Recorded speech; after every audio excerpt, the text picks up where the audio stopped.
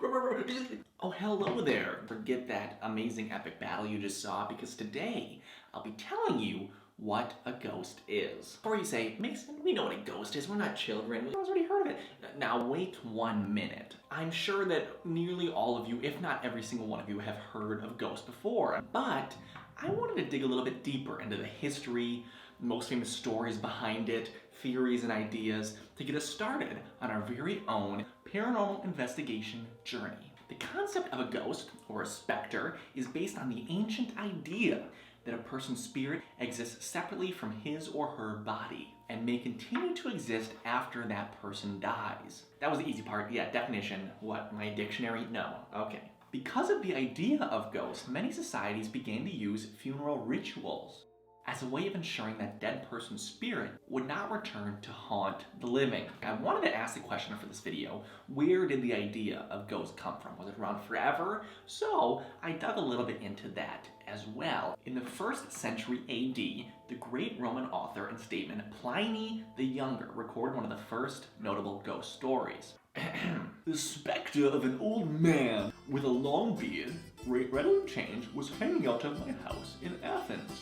Of course, it's a longer story, and who has time to read all of that? But it's one of the earliest dated ghost stories. Centuries later, in 856 AD, the first poltergeist definition, a ghost that causes physical disturbances or objects falling or being thrown around, was reported at a farmhouse in Germany. That poltergeist was supposedly, allegedly, throwing stones, starting fires, causing havoc for the nice, innocent family that lived there. And let me say, if you haven't been famous in life, maybe you'll have some fame in death. Don't aspire to that, but it's a possibility. Anne Boleyn, who some of you may have heard of, second wife to King Henry VIII, I think, if I read the number of things right, was executed at the Tower of London in May 1536 after being accused of witchcraft, treason, incest, and adultery. Dang it, Anne Boleyn. Sightings of Boleyn's ghost have been reported at the Tower and her childhood home. Talk about a way to get some revenge, though. So imagine how that situation went. The king, sorry, you're dead. Well, not really. Sorry. Ghost humor, right? Even Benjamin Franklin,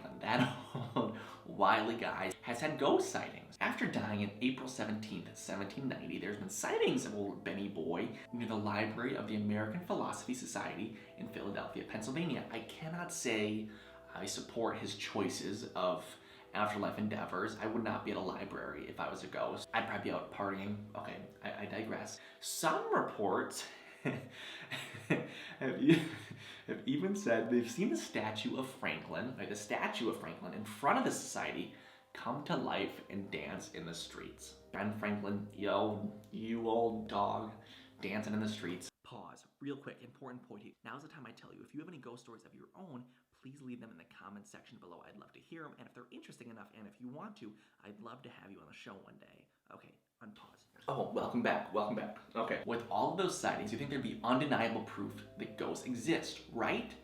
Well, unfortunately, it's one of those things that's near impossible to prove. Some sites say that 1 in 5 Americans have seen a ghost reportedly, and upwards of 50% of people believe in ghosts, but there hasn't really been a culmination, an accepted, undeniable proof of the paranormal. The lack of evidence, I think personally, us as humans have a really hard time believing in things we can't see, whether it be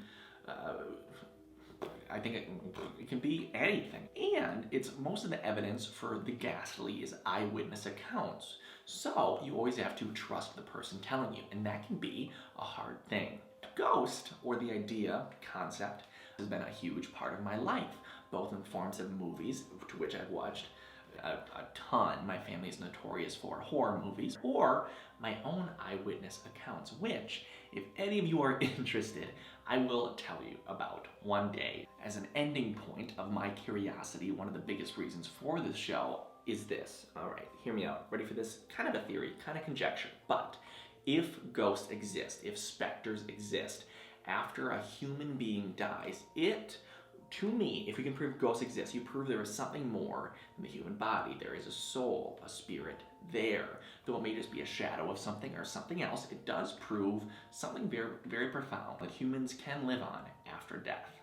Personally, interesting, but not to get too philosophical. But alas, I hope you enjoyed this look into ghosts, my friends. I hope it was at least somewhat educational or fun joining me here. I hope you all have a great week. Stay safe, stay vigilant, and stay spooky, people.